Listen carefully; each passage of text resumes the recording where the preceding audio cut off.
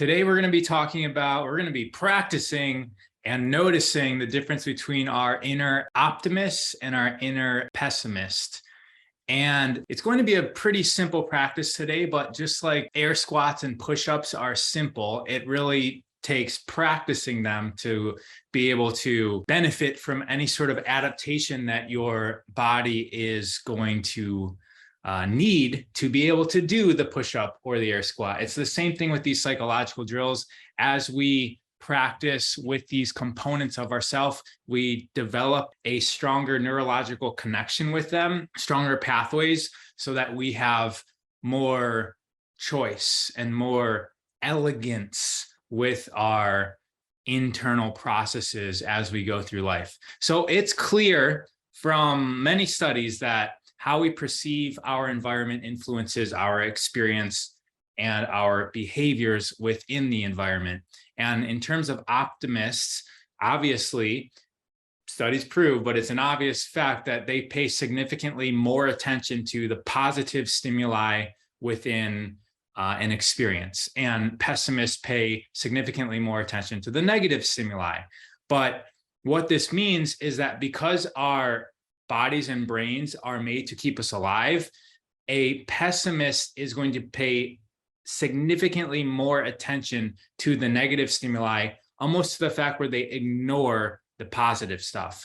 Whereas the optimist is not going to be motivated to ignore the negative perspectives. They're still going to notice them, but they're also going to be able to absorb the positive aspects of a situation, which means that they're able to explore and comprehend experiences more fully, and they're able to have a sense of meaning and a sense of growth as the stressful and negative situations happen in our life. And this pertains to things like sickness and even death of loved ones, and also just little things like somebody cutting us off in traffic. All right, so we're going to explore an experience that demonstrates both of these natures within us.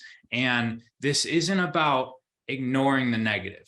Okay, so the way that our inner pessimist and optimist works is that our optimist, when crossing the road, sees what's on the other side of the road, right?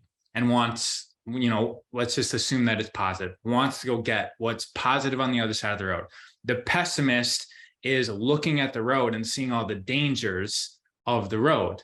And these two components of ourselves are necessary, right? We need to be able to see that there's danger. And then we also aren't going to be able to do anything in life if we don't recognize the positive. Now, the optimist is able to see what's on the other side of the road and see the cars.